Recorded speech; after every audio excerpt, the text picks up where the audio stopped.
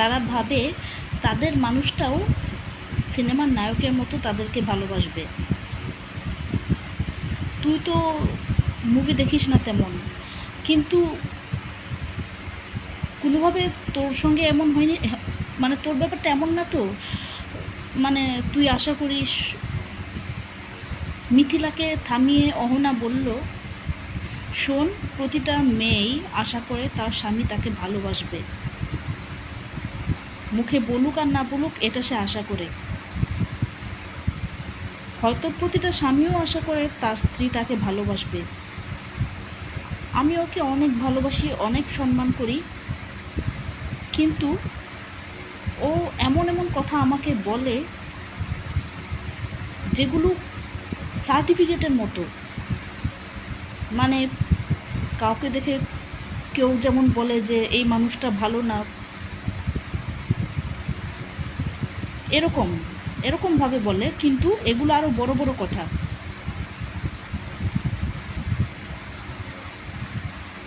ও বলেছে আমি আমি যা করেছি, যা করি তা বস্তির মেয়েরা করে না, সমাজ বুঝি না। ও আমাকে আমার একটা কথা শুনে ভেবেছিলাম আমি যে কথাটা বলেছি সেটা বলবো, সেটা শুনে সে সে আমাকে সে আমাকে ভালোবাসবে, অন্য কাউকে ভালোবাসতে না করবে। আমি তো অন্য কাউকে ভালোবাসা দূরের কথা, অন্য কারোর সঙ্গে কথাও বলি না, তাকে ছাড়া অন্য কোনো পুরুষের সঙ্গে কথাও কথাও বলি না, মানে তাকেই খুব ভালোবাসি, তেমন কথাও কারোর সাথে বলি না।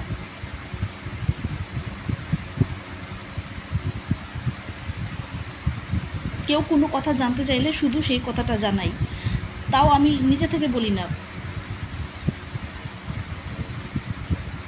মানে ভালোবাসার কথা শুধু তার সঙ্গে বলি, আর সাধারণ কথাও খুব কম বলি। এই সব কিছু সে জানে।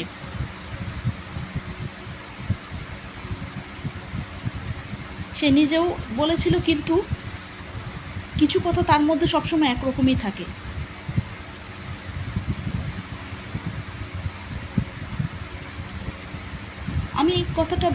আমি একটা কথা তাকে বললে সে আমাকে বলে, কেন তাহলে অন্য কাউকে বিয়ে করলাম না, অন্য কারো কাছে চলে যেতাম।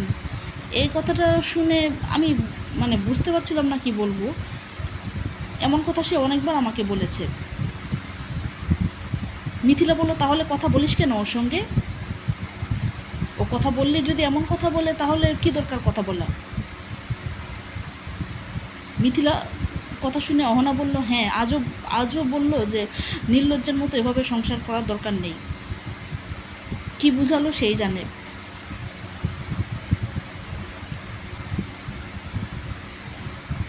কখনো এতটা এমন অবস্থায় পড়িনি, কখনো কাউকে বুঝাইনি তার জন্য আমি কষ্ট পাচ্ছি। তাকে বারবার বলেছি, কিন্তু সে তার এক ক্রূরতা বজায় রেখেছে, এক জিদ বজায় রাখে। সে ভালো করে যদি একটা কথা আমাকে বলেও, তখন সাথে সাথে দেখা যায় এমন আরেকটা নোংরা বা এমন কোনো কথা বলে, তখন বোঝা যায় তার মনটা কীরকম, কতটা নোংরা লাগে তখন তাকে। সেই কথার সঙ্গে সে একটা নোংরা কথা বলে। কোনো ভালো কথা ভুলেও বললে তার সঙ্গে একটা, এমনিতে তার কথা বলার ধরন নিয়ে আমি কোনো কথা বলি না। ওই দিন এত চেষ্টা করলাম, এমনিতে সবসময় চেষ্টা করি যাতে তার সাথে আমার ঝগড়া না হয়। ভেবেছিলাম এভাবে চললে সে সে ভিতর থেকে বুঝতে পারবে যে আমি ভালো, বা আমাকে ভালোবাসবে আরও, মানে সম্পর্কটা সুন্দর থাকবে। কিন্তু তার ভিতরটা যে একরকমই, কখনো বদলাবে না। ঝগড়া হলে বোঝা যায়। সে বলে আমার আগের সম্পর্ক টিকেনি, কেন আমাকে ছেড়ে চলে গেছে সে এবার বুঝতে পারছে। আমি আমার সঙ্গে সংসার করলে আমি তাকে মেরে ফেলতে পারি, এর থেকে সে একা থাকবে। এর আগে বলেছিল তার বাবা মার সঙ্গে আমাকে থাকতে, সে অন্য জায়গায় কাজ করবে, সপ্তাহে আসবে। বিয়ের পর তো মেয়েরা থাকে শ্বশুর বাড়িতে। তখন কেন যেন এমনিতেই তার সাথে আমার দেখা হয় না, হঠাৎ দেখা করে তার উপর এত বড় বড় কথা বলে। তখন আমার মনে ছিল হ্যাঁ, স্বামীর প্রতি কৃতজ্ঞ থাকতে হয়, সবসময় কৃতজ্ঞ থাকি। প্রথমে কত ঝগড়া হয়েছে, তখন তখন তার মধ্যে এরকম শয়তানি দেখা যায়নি। এখন তার মধ্যে কেমন যেন দেখা যাচ্ছে। আমি তো আমার শ্বশুর শাশুড়িকে অনেক সম্মান করি, সে আমাকে গাধার বাচ্চা কুত্তার বাচ্চাও বলে, অনেক দিন বলেছে, আর বলে সবসময় আমি তাকে অপমান করি। হাজার ভালোবাসলেও একটু অশান্তি হলে সে সেটাই বলে যে আমি তাকে অপমান করি।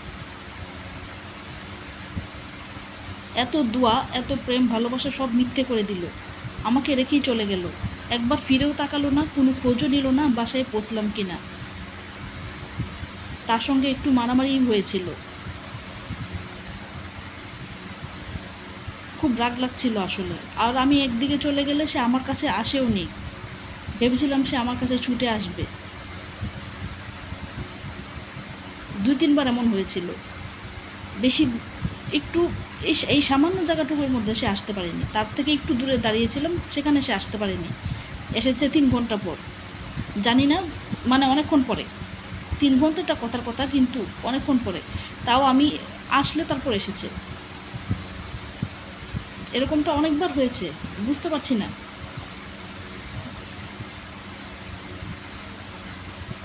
অহনা, অহনা, অহনা, তুই এবার নিজেকে শুধরা। তুই এই অতিরিক্ত ন্যাকামিগুলো বন্ধ কর, শেষরামুগুলো বন্ধ কর। আরে মিথিলা, কি বলছিস? আমি কই ন্যাকামি করলাম? একটা কথা শুনে ভালো না লাগলে কি বলবো? ঝগড়া না করার এত চেষ্টা করলাম।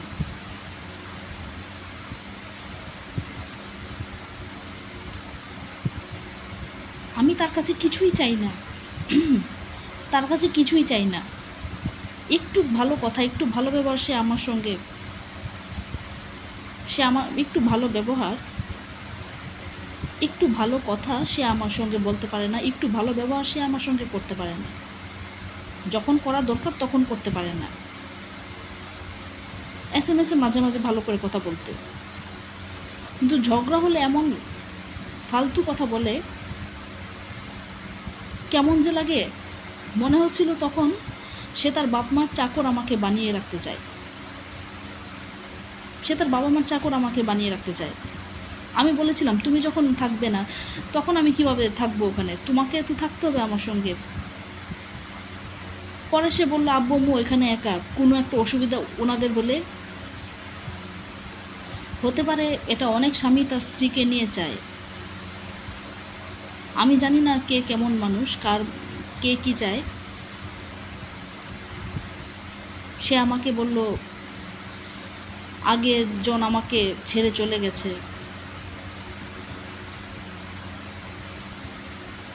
সে আমার সঙ্গে রিলেশন করে পাপ করেছে।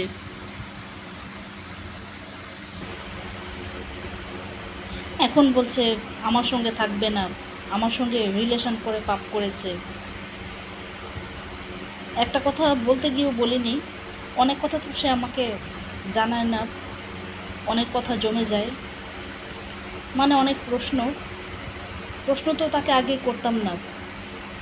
আর ইদানিং তো জানিস একটু পেচ লাগছে, মানে কেমন একটু লাগে। তাও আমি খুব কম প্রশ্ন করি তাকে এখন, মানে চেষ্টা করি। আর 2 দিন ধরে তো মানে সেই বলেছে আর কোনো যোগাযোগ আমার সঙ্গে রাখবে না, আমিও যেন তার সাথে আর কোনো যোগাযোগ না করি। সে আমাকে পাঠিয়ে দেবে ডিভোর্স লেটার। প্রথমে আমাকে পাঠাতে বলেছিল, পরে আমিও বলেছি যে আমাকে বলছে কেন। সে প্রথমে কিছু বলিনি, পরে বললাম সে পাঠিয়ে দেব। সে বলছে সে পরে পাঠিয়ে দিবে, সে বলছে সে পাঠিয়ে দিবে, সে একা থাকবে। এখন একটা কথা, সে একা থাকবে এখন একটা কথা, সে যদি একা থাকে তাহলে তার বাবা মাকে কে দেখবে? পরের উপর দিয়ে টান দেখানো সহজ। আগেও তো সে বলেছিল, সে বলেছিল সে কাজ করতে চলে যাবে, আমাকে তখন তার বাবা মাকে দেখতে হবে।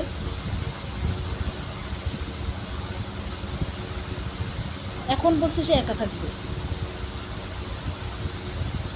তাহলে একা একা থাকবে? একা তো এমনি থাকবে না, কোনো কাজ তো করতে হবে।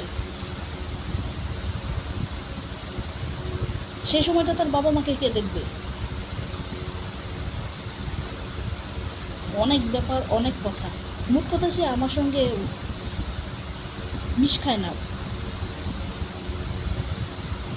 মানে কেমন যেন। আর বুঝতে পারছি না, আমি তার সঙ্গে একটু জোরে কথা বললেও আমার অনেক খারাপ লাগে, অনেক কষ্ট লাগে। আর ওই দিন দেখার সময় ঝগড়া হওয়ার আগেও বারবার তাকে সরি বলছিলাম, তাকে ভালো কথা বলছিলাম। কারোর সামনে তার হাত ধরলেও সে রাগ করে। কারোর সামনে তো আর কাউকে দেখিয়ে দেখিয়ে তার হাত ধরি না, মানে একটু হাত সরিয়ে হাত ধরলেও, মানে হাত লুকিয়ে হাতটা একটু লাগালেও তখন মুখে না বললেও, মুখে তো বলে অনেক সময় রাগান্বিত হয়।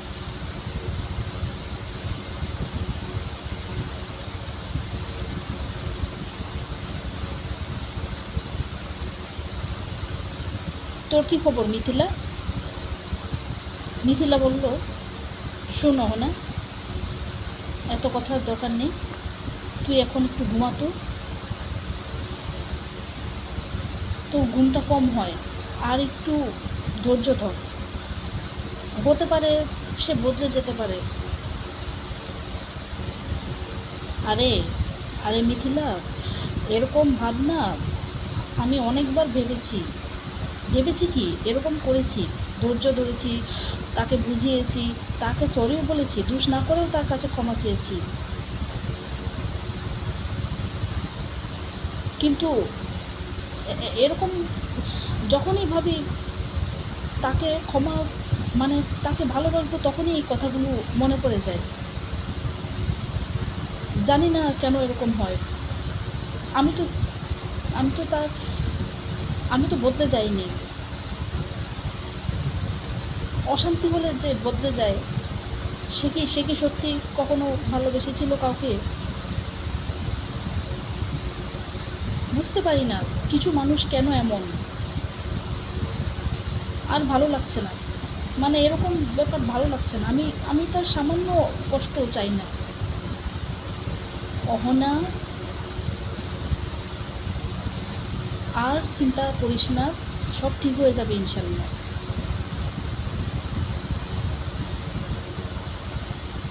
অহনা বলল, হ্যাঁ আমিও এরকমটাই ভাবি, তুইও তো ভাবিস না।